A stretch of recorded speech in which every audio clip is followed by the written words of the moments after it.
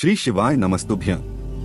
दोस्तों, आप सभी लोग जानते हैं कि 24 अगस्त 2023 को सावन महीने की अंतिम अष्टमी तिथि। दोस्तों, सावन महीने की अष्टमी तिथि होती है। इसका बहुत ही बड़ा और विशेष महत्व होता है और जब सावन की अष्टमी तिथि पड़ जाए, वह भी अंतिम अष्टमी तिथि, तो आप समझ जाओ कि यह आपके पास आखिरी मौका है अपने जीवन में बहुत कुछ बदलाव करने का, मतलब भगवान भोलेनाथ का आशीर्वाद प्राप्त करने का और कुछ विशेष उपायों को करने का। तो दोस्तों, आप लोग सावन की अंतिम अष्टमी तिथि को कुछ ऐसे विशेष उपाय कर सकते हैं जिन उपाय को करने के बाद आपको भगवान शिव जी का आशीर्वाद प्राप्त होगा। तो दोस्तों, आज की इस वीडियो में हम सबसे पहले बात करते हैं उस उपाय के बारे में जो कि आपको करना ही करना है, चाहे कुछ हो, चाहे इस सावन की अंतिम अष्टमी तिथि के दिन। दोस्तों, पहला जो उपाय है यह है कनेर के पुष्प वाला उपाय। दोस्तों, आप कुछ भी करो, कैसी भी करो, पर अष्टमी तिथि को एक कनेर का पुष्प जरूर कहीं से लेकर आओ और एक कनेर के पुष्प के साथ साथ में अपने घर से 2 लोटा जल जरूर लेकर जाओ। प्रातः काल सुबह सुबह 24 अगस्त को। ठीक है, अपने घर से जब आप 2 लोटा जल निकलो, 2 लोटे जल ना भी हो तो वह 1 लोटा जल हो या एक के ऊपर एक, आप कुछ दूसरा पात्र रखकर अपने घर से निकल जाओ। भले ही आपके पास 2 लोटा जल ना हो या 2 लोटे ना हो तो आप लोग 1 लोटा ले सकते हो। एक दूसरा पात्र आप लोग उसी लोटे के ऊपर एक के ऊपर एक रख सकते, चाहे वह कटोरी ही क्यों ना हो, पर 2 पात्र में आपको जल लेकर जरूर जाना है। आखिरी आप लोगों के पास अष्टमी तिथि का यह मौका है तो 2 लोटा जल या 2 पात्रों में जल एक के ऊपर एक आपको घर से रखकर निकलना है। भगवान शिव जी के मंदिर की चौखट पर जैसी चढ़ो तो उस समय पर आपके दोनों हाथों में एक एक पात्र होना चाहिए जल का। फिर मंदिर के अंदर प्रवेश करो। मंदिर के अंदर प्रवेश करने के बाद अपने इन दोनों पात्रों से दोनों हाथों से एक साथ एक धारा से भगवान शिव जी पर जल चढ़ाओ। जल चढ़ाने के बाद फिर अपना वह कनेर का पुष्प भगवान शिव जी पर चढ़ाओ। अब आप लोग यह कहते हो कि भाई कनेर का पुष्प पीला होता है, तो पीले कलर का कोई भी फूल भगवान शिव जी को चढ़ा देंगे, क्योंकि पीले कलर का तो गेंदे का फूल होता है। पर दोस्तों, कनेर के पुष्प को भगवान शिव जी पर चढ़ाने का एक अलग महत्व होता है, इसीलिए कनेर का पुष्प आप लोगों को इस दिन जरूर चढ़ाना है।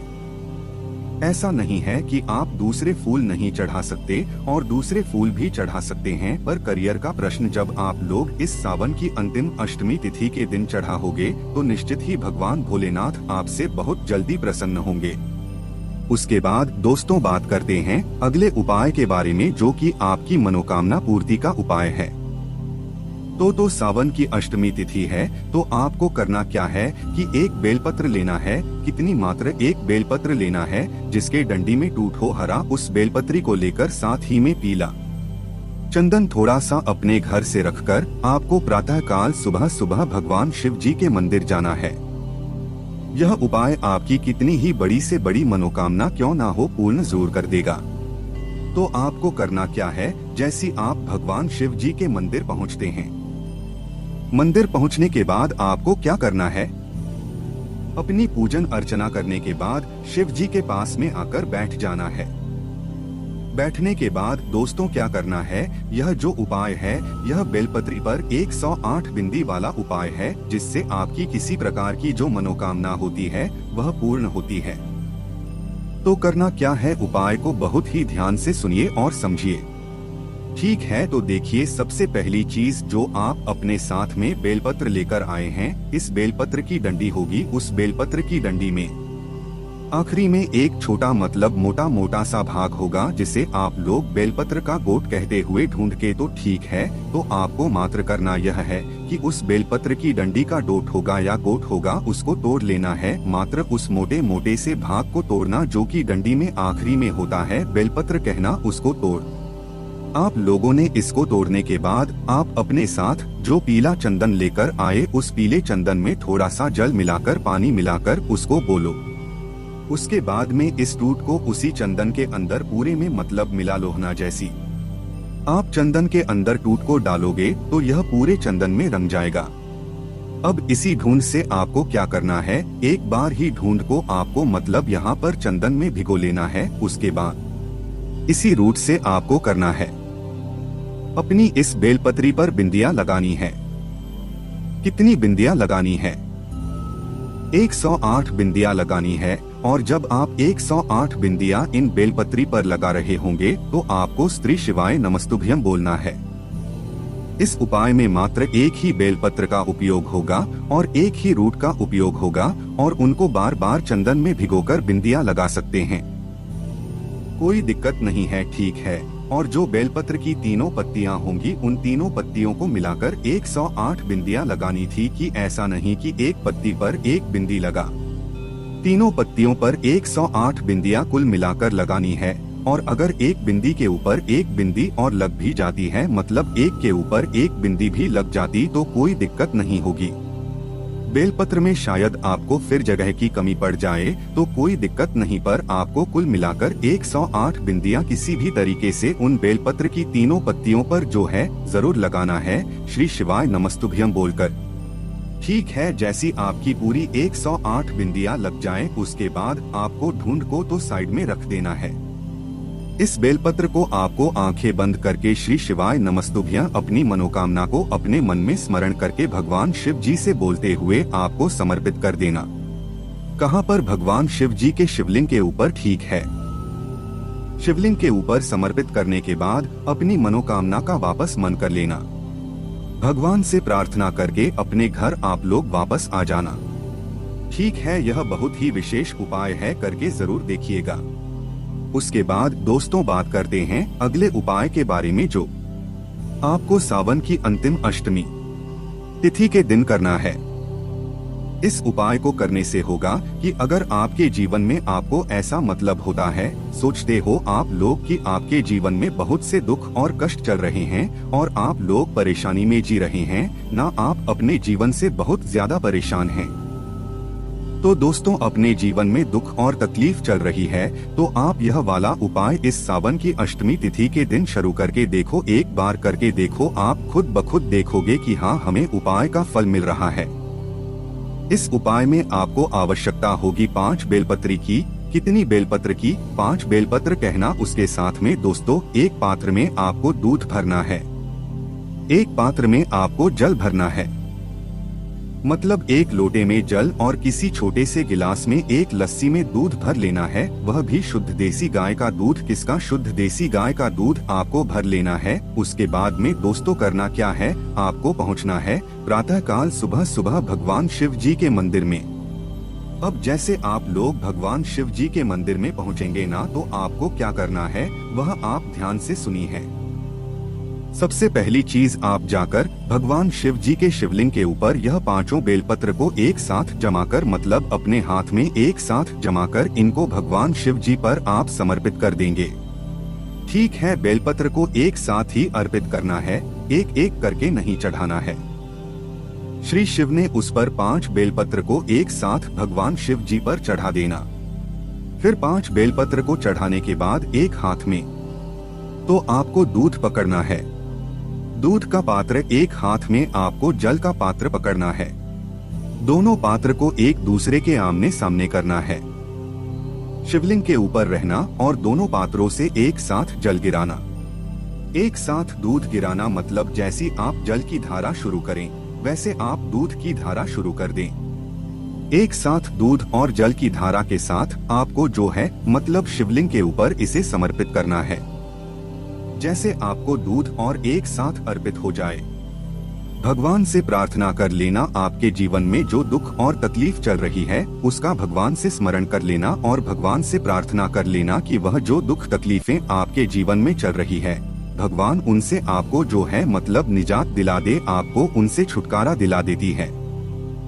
निश्चित ही भगवान भोलेनाथ की कृपा आप पर होगी और वह आपको इन सभी चीजों से जरूर छुटकारा दिलाएंगे।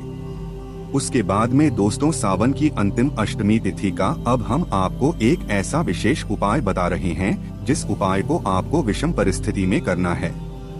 सबसे पहले आप यह समझ लो कि विषम परिस्थिति क्या होती है। देखिए, आपका कोई काम है, आपकी कोई मनोकामना है या आपका कोई अटका हुआ रुका हुआ काम है जिसके लिए आपने सभी प्रयास कर लिए हैं। आपने उपाय कर लिए, व्रत करके देख लिया और अपनी तरफ से पूरे प्रयास करके देख लिए, लोगों से बोल लिया, सब करके देख लिया, आप हार चुके। यह होती है विषम परिस्थिति। जब आप किसी काम के लिए पूर्ण प्रयास कर चुके हों और उसके बाद आपको काम ना हो तो उस स्थान पर इस उपाय को आपको सावन की अंतिम अष्टमी तिथि के दिन करना है। यह सिर्फ विषम परिस्थिति का उपाय है, तभी उपाय काम करेगा। ठीक है, सब उपाय करके देखने के बाद, सब आपको जो है अपनाने के बाद अगर आपका वह काम नहीं हुआ है, वह मनोकामना पूर्ण नहीं हुई है, फिर आप लोगों को यह वाला उपाय करना है। तो यह उपाय है 7 लोटे जल वाला उपाय। यह 7 छोटे जल का उपाय बहुत ही विशेष है और इससे विषम परिस्थिति की जो भी आपकी मनोकामना होती है, दुख समस्या होती, काम होता है, वह जरूर पूर्ण होता है। ठीक है, तो इस उपाय में सबसे पहली चीज आपको 7 लोटे जल की आवश्यकता होगी। तो ऐसे घबराने की बात नहीं है। 7 लोटा जल आपको नहीं भर रहा है। दरअसल एक बाल्टी में किसी पात्र में आपको एक साथ जल भरकर अपने घर से लेकर जाना है, जिसके अंदर 7 लोटा जल बन जाए। ठीक है, और अपने साथ एक खाली लोटा लेकर जाना है और भगवान शिव जी के मंदिर आपको पहुंच जाना है। और 7 लोटे जल के साथ में आपको क्या करना है कि एक बेलपत्र भी लेकर जाने, मात्र एक बेलपत्र लेकर जा और 7 लोटे का जो जल होगा आपको किसी भी पात्र में या बाल्टी में भरकर लेकर जाना है। भगवान शिव जी के मंदिर में प्रातः काल सुबह सुबह भगवान शिव जी के मंदिर में पहुंच गए। मंदिर में पहुंचने के बाद सबसे पहला काम आपका यह रहेगा कि आप अपने साथ में एक बेलपत्र लेकर आएं। पुनः इस वाली बेलपत्र को आपको क्या करना है कि माता सूक्ष्म जी वाले स्थान पर सबसे पहले जाकर समर्पित कर देना है। अब माता अशोक चंद्रिका जी को जो स्थान होगा वह जलाधारी के बिल्कुल बीचों बीच होगा। मतलब जलाधारी होती है वहाँ पर बिल्कुल बीचों बीच। उस स्थान पर सबसे पहले बेलपत्र आपको वहाँ पर स्थापित करनी है। एक ही बेलपत्र सुबह में उपयोग होगी, सजा नहीं होगी। ठीक है, तो जब आप यह बेलपत्र को माता अशोक शून्य जी वाले स्थान पर अर्पित करें तो इस बेलपत्र की डंडी का मुख जलाधारी की तरफ करके रखना, जहाँ से जल बहता है नीचे गिरता है। ठीक है, उस तरह करके अपने समर्पित कर दिया। अब समर्पित करने के बाद क्या करना है कि इसी बेलपत्र को कुछ सेकंड्स बाद, जैसे कि 10 या 20 सेकंड बाद आपको वापस से उठाना है। कहां से? माता अशोक शून्य जी वाले स्थान से, और इसे समर्पित कर देना। आप लोगों को अब कहां पर? शिवलिंग के ऊपर, शिव जी के ऊपर टिके एक ही बेलपत्र रहेगी, जिसको आपको पहले माताजी वाले स्थान पर समर्पित करना है, फिर दूसरी बारी में भगवान शिव जी की शिवलिंग के ऊपर स्थापित करना है। और जब शिवलिंग के ऊपर अर्पित करोगे तो बीच वाली बड़ी पत्ती का मुख आपकी तरफ होना चाहिए और डंडी का मुख्य पीछे की तरफ होना चाहिए। ठीक है, पर जब जलाधारी पर आपने समर्पित किया था तो डंडी का मुंह जलाधारी की तरफ था, जहां से जब नीचे गिरता है तो इस बात का ध्यान रखना। शिवलिंग पर स्थापित करो तो बीच वाली बड़ी पत्ती का मुख आपकी तरफ होना चाहिए। उसके बाद में करना है अपना वह 7 लोटा जल निकलना। बंद पात्र जिसके अंदर अपने 7 लोटा जल भरा हुआ ठीक करना है। शिवलिंग के ऊपर बेलपत्र को चढ़ने देना है। अब अपनी उसी बाल्टी में से आपको 1 लोटा जल भरना है। भगवान शिव जी पर एक धारा से धीरे करके खड़े होकर चढ़ा देना है। ठीक है, कैसे? खड़े होकर 1 लोटा जल दिया, 2 लोटा चढ़ा दो, 3 चढ़ा दो, 45, 6, 7। ऐसे इस तरीके से आप लोग एक एक करके 7 लोटा जल धीरे धीरे करके एक धारा से भगवान शिव जी पर चढ़ा दो। 7वां लोटा जल जैसे आप चढ़ जाए उसके बाद भगवान से कुछ प्रार्थना करना। जिस कामना के लिए जो आपकी विषम परिस्थिति है उसके लिए कामना करना, मनोकामना करना, अपना काम बोलना। उसके बाद में जो आपने भगवान शिव जी पर दूसरी बार बेलपत्र चढ़ा, इतना इस बेलपत्र को उठा लो। उठाकर भगवान से प्रार्थना करके अपने घर ले आना। घर लाने के बाद इस बेलपत्र को आप किसी भी श्रद्धा वाले स्थान पर रख दो, जहाँ पर आपके भगवान जी विराजित हो या जहाँ पर आपके घर में शुद्ध स्थान है, वहाँ पर इस बेलपत्र को अपने घर में रख दो। कितने दिनों तक रखना है? आपके पास 2 ऑप्शन है, या तो 11 दिन रख लो या तो 21 दिन रख लो, कोई भी रख सकते हो। बैराज में 21 दिन भी रख सकते हैं। तो इस बेलपत्र को अपने घर में आप 11 दिन रखो, 21 दिन रखो। 11 या 21 दिन अपने घर में रखने के बाद आपको इस बेलपत्री का विसर्जन करना है। विसर्जन किस जगह पर करना है? किसी भी बहते हुए जल में। जो जल बह रहा हो, रुका नहीं, वह तालाब में नहीं करना है, सरोवर में नहीं करना है। जो जल बह रहा चल रहा हो, बिल्कुल बह रहा हो, उस बहते हुए जल में, मतलब नदी नहीं बहती कर दो, तो आपको बहते हुए जल में इस बेलपत्री को अपनी मनोकामना को करते हुए विसर्जित करना है, जिस कामना के लिए आप यह उपाय किए। जब आप बेलपत्र को विसर्जित करें तो यहाँ पर यह मुख्य भाग आता है, उपाय, क्योंकि आपको अपनी मनोकामना विशेष रूप से उस समय जरूर बोलनी, ठीक है। उसके बाद में दोस्तों, इस सावन की अंतिम अष्टमी तिथि का एक आखिरी उपाय और है, जो कि आप लोग जरूर कर सकते हैं। यह भी आपकी मनोकामना पूर्ति का है, जो कि है 108 सामग्रियों वाला। इस सामग्री में होता यह है कि 108 कोई भी ऐसी सामग्री आपको लेना होता जो भगवान शिव जी पर समर्पित होती हैं, जैसे कि चावल के दाने, चेहरे, मूंग के दाने या बेल पत्र या सफेद फूल या गुलाब की पंखुड़ियां या गुलाब के फूल। इस तरीके की जो भी सामग्री है जो भगवान शिव जी पर समर्पित होती है, वह आप 108 मात्रा में लें।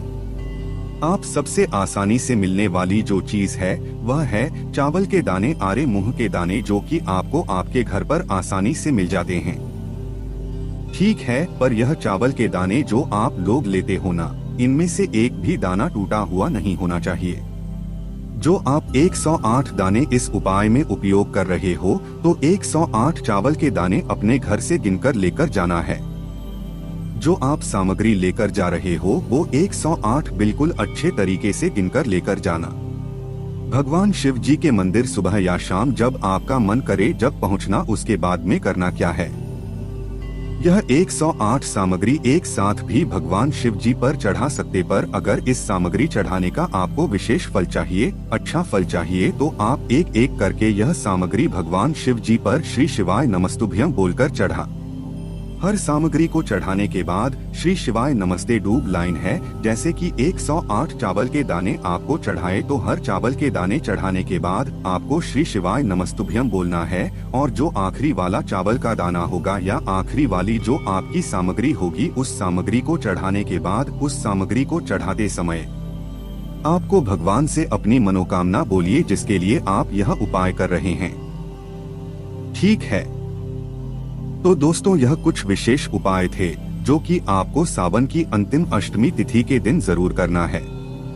कोई भी समस्या थी अब हमसे कमेंट करके पूछ सकते हैं। ओम नमः शिवाय। जय भोलेनाथ। श्री शिवाय नमस्तुभ्यं।